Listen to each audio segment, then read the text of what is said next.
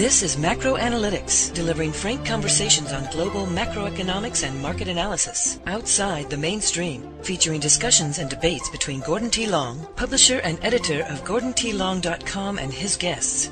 The content of this discussion is strictly the opinion of the participants. It is in no way a solicitation for business, nor is it to be considered investment advice of any sort. Always consult a registered investment advisor before making any investment decision. These discussions are extremely hard-hitting and terribly frank, and parental discretion is advised.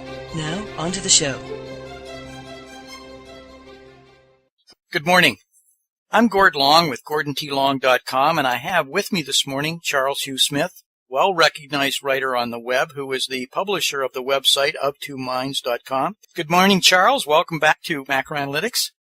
Thank you very much, Gordon. Glad to be here. Charles, I congratulate you on your new book. I have it up here on our screen.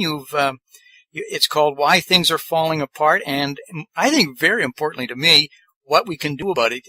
Do you mind sharing a couple of your ideas with our listeners here on the book? Thank you, Gordon. The book talks about the same subjects that you and I have covered over the past year, and my goal was to encapsulate these ideas in the simplest, most direct way I could. And so a lot of the things we talk about are very complicated and complex, and I really tried to break it down into sort of bite-sized pieces so people could understand things like financialization and leverage and the political and financial consequences of the status quo falling apart. And what we can do about it, of course, is we're going to have to move to an entrepreneurial society away from a society based on what we've called statism, where everyone becomes dependent on the government in one fashion or another. That model is failing.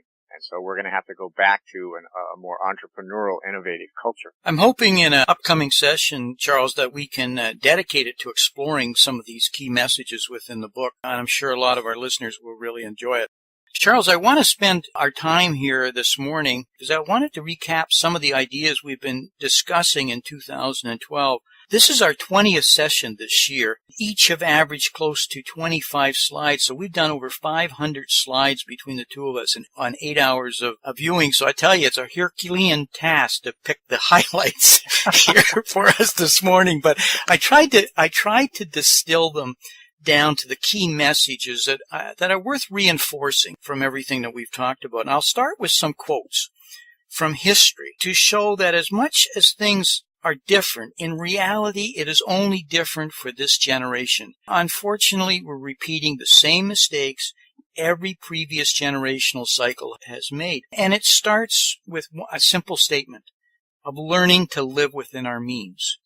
And every society, as it gets stronger, eventually, and starts to decay, which part of the process, have problems living within their means. And it isn't living within their means when things are good. It begins when things start to slow down and become difficult, as comes with growth, that you can't pull in your horns. And, and leaders have been warning of that for decades. And what happens then is the second critical issue, is the importance of sound money. And we spent a lot of time talking about this. And this quote on the right side from the famous Austrian economist Ludwig von Mises, that when you move from sound money, it's not a matter of economics. It's a matter that it's the core that allows democracy to work.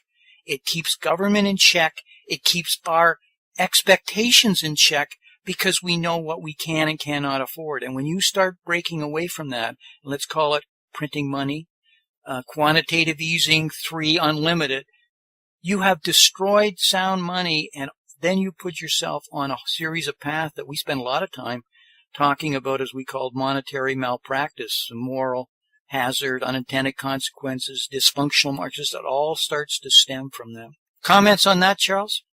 Excellent quotes. They just really encapsulate core issues. You and I spent a lot of time talking about monetary malpractice, but the moral side of it too. This quote from Thomas Jefferson is very, very telling, and that is when you get bad banking, and banking is allowed to have too central a power and control, as they naturally will want to, as their pursuit of profits. That's healthy.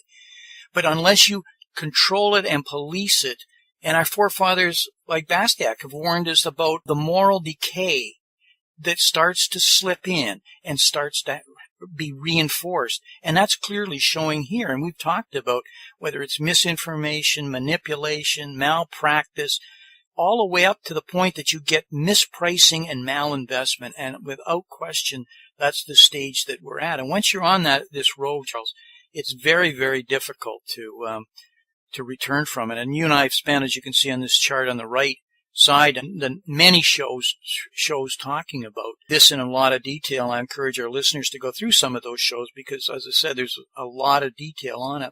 But I think what it led me to, the key points that you brought up on, one of them on financialization. And I wonder if you could speak to our listeners on some of your conclusions and thoughts. It shows up a lot in your writings. The key concept of financialization is that instead of creating real value, like in the way of new goods and services, financialization is the process of making money and creating a sort of fake wealth based on leverage and debt and market manipulation. And so, like an example of financialization is the housing bubble. The house didn't generate any new value. It was still a dwelling, and it provided protection from the elements and so on, but it didn't create any more actual real value in the real world. Yet, with the process of financialization of creating tremendous leverage and debt, then the fake wealth value of that house tripled or quadrupled as a result. And so that financialization creates a lot of fake wealth that then becomes the basis of the whole economy. And we saw that with the house. It becomes the ATM that people withdraw cash and then they spend. And so then it creates a very unhealthy and very fragile economy, because eventually the collateral that's supporting all this huge mountain of debt and leveraged debt is insufficient. And then the whole thing collapses. A lot of this, Charles, is something else we've talked about. It's generational. It's just not the details of today, but the change of psychology. And I did a show with John Rubino on the stages of sovereign development and how I was surprised how well it maps to the long waves that people have in technical analysis. And we're showing here it ties into the psychological shifts of people and how they go through things, ever mind generational. I guess the bottom line is we never learn from our previous generations, and it takes the third and the fourth before we start that cycle all over again. Yes, and many readers are familiar with The Fourth Turning, which is a book about the way that American history seems to revolve around 4 generation cycles of approximately 80 years. And so it is rather telling that we had the American Revolution and the Constitutional Convention in 1781, and then the Civil War started 80 years later. 80 years after that was World War II and the emergence of the U.S. as a global superpower. So it looks by that cycle that all the problems we've discussed will probably come to a head around 2021, 2022. And we will have a constitutional crisis and or, global war or the equivalent. Some of these things are so repetitive and so consistent that when you spend as much time as you and I have and the reading we do, these no longer become just abstract predictions. They become almost truisms, like that this is how it will unfold unless something is done about it, and typically in a recognition of the problem itself. But we don't learn from history. We as a people and we as a society, and certainly our politicians. And this chart shows we went into a fair bit of detail. But the central lesson of history, this is from Will Durant in The Story of Civilization. A great civilization is not conquered from within until it has destroyed itself from within. The essential causes of Rome's decline lay in her people, her morals, her class structure, her failing trade, her bureaucratic despotism, her stifling taxes, her consuming wars. Does that sound familiar? It sounds like it could have been written yesterday about the USA. If I had changed the name and put a leading politician today there, I don't think anybody would have recognized that quote. I like this ineptocracy that I think really is also very telling here, and it really describes what I feel. I don't know if you feel like. I feel like this on a daily basis, as though this is the stage we've reached in America, and I certainly felt like this during the election. Yes, absolutely. The government of the inept and favoring the inept and the minority is now at risk because it's the minority that's producing the value that's supporting the majority. We're going to talk about this later on this week about, just how you get imbalances in your society, and then suddenly the society's then on a roadmap because you get so many people dependent on the government, and therefore they're not going to vote away and be hurt by taking away the benefits they have. I'm not trying to say benefits in the social net aren't needed, but when you get too many people living off of it, you have a different view of things. And so these roadmaps that we've talked about, and this is one of them that we've spent a lot of time exploring in a fair bit of detail that's leading us towards this era of statism is clearly in place. When you talk about what can be changed and what we can do about it, the more I think about it, Charles, what you have to do to fix it, besides getting back to strong money, sound currency, or sound money principles, which is an almost impossible task to do without a crisis. We have to fix what's happened with our middle class. We have we termed it a doomed middle class. And we have destroyed and are continuing to destroy the American dream and the American middle class. Comments on that? One thing that's very difficult for all of us to understand is the way that the sound money and the financialization that we've discussed, it undermines the moral basis of society. It undermines the rules of governance, the political structure, and it undermines community. And so even though we think it's only a financial crisis, it's actually becomes a political and social crisis. And I think that the doomed middle class is where the rubber hits the road. That's where we can understand what happens when you hollow out your economy and when you place the vested interests above the interests of your middle class. Like, for instance, education. Why is it unaffordable? Well, it's because kids can borrow unlimited sums of money without paying any interest until they graduate. And so who's benefiting from that? And of course, the educrats that are in charge of the education cartel, they always say, "Oh, it's the children, it's the teens, we have to graduate more people with higher skills." But of course, why does college now cost $120,000 when it used to cost $12,000? I mean, and that's adjusted for inflation. Tuition's up 1,300% in adjusted terms. That's not helping the kids. What happens is you get into motherhood and apple pie, and things become so accepted they're not challenged. And we just went through housing. And everybody used to say, well, they're not making any more land, and if you don't buy now, you're never going to be able to afford it. And there was a stampede, and we watched for a decade as one yuppie palace after another was built, and McMansions everywhere, and now you can't move them. So it does suddenly change. But it was built on false premises because nobody had seen housing go down. I'm just as big a believer as anybody in education. But education reaches a point where it can be unaffordable if there's not a payback in it. I never think of education as being about something just to make money and occupational training, but we've lost touch where somebody taking any kind of course that can't possibly give them income sufficient after they graduate to pay it back are taking on these amounts of money. And we have $1 trillion now outstanding in student loans. Non-performing loans are literally just recently going up exponentially. And it's going to get worse at an accelerating rate. And now parents are being dragged into it who co-signed these loans. Kids can't find jobs because what's changed here is the jobs aren't there after you graduate, and the pay is not the same level. The pay has fallen off. So the basic tenets change, principles change, and people are caught. And they wondered, how did they ever get themselves into it? And that's what's happened, Charles, with our middle class, because the tenets that we've had here is 12 years ago or 14 years ago, we just started talking about contributory pensions versus defined benefits. And that is, you had a pension plan, and people worked, had a pension, they retired to it. Nobody's got a pension anymore unless you work for the government. And so suddenly your ability to retire and the whole definition of retirement has changed in the last 12 to 15 years, but I don't hear people talking about it.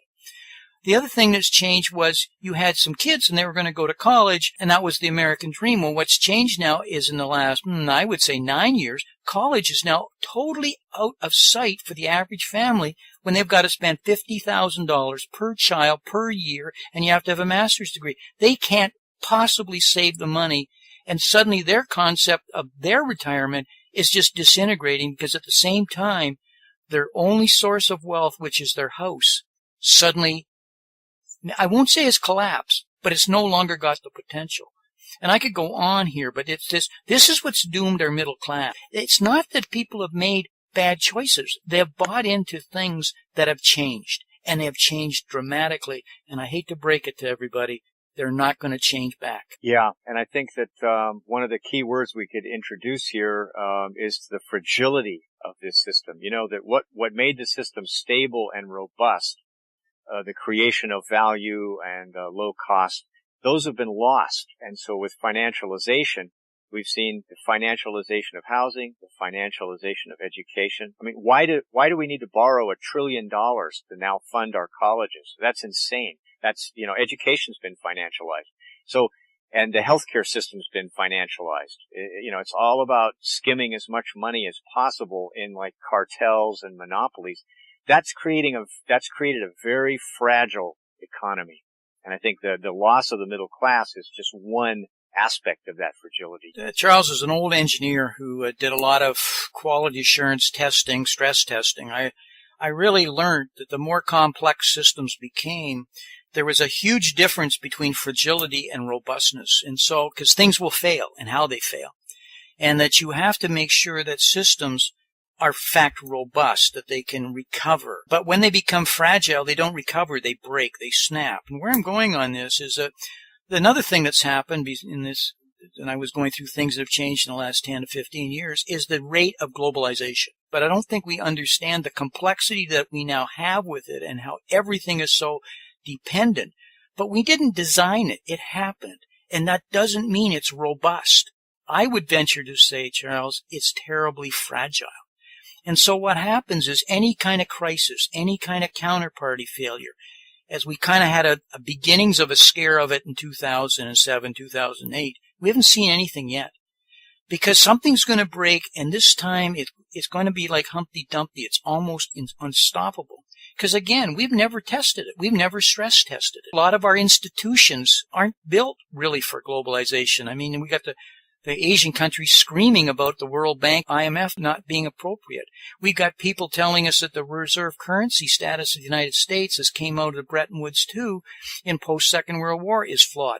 I can go on. These are flawed institutional policies and structures that are not being redesigned for the modern world. And it will take a crisis, Charles, to actually make these changes happen. And then one of the things I've learned about history, it takes a crisis for something to actually change. Yeah, and the disturbing part of your crisis continuum here, which I think is a very important chart, is that the political powers that be, you can call it anything you want, the plutocracy, political elites, financial aristocracy, they will tend to grab more power, although they already have most of the power. They will continue to use crises as a mechanism to grab even more power, and so then we see even more of the economic repression and statism that we've discussed. And that's very troubling. And it's going to happen unless we, the people, recognize the things that we've been talking about here today and will take action and force change. Because our politicians, I don't put the blame at their feet.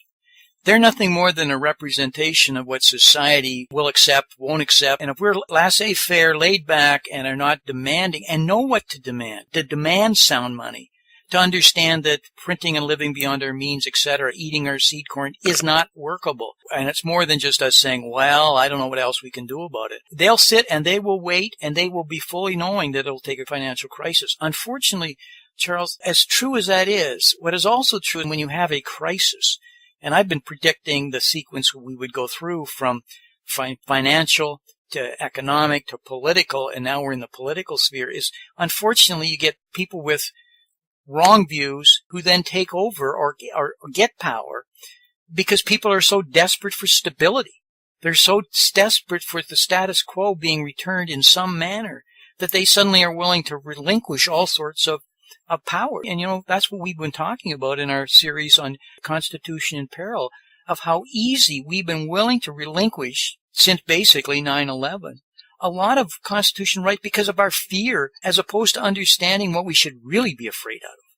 And we've created, and we talked about this, effectively, we put all the processes in place now. The wrong regime could flip a switch and we could have martial law, all sorts of things that we've talked about that are in place already.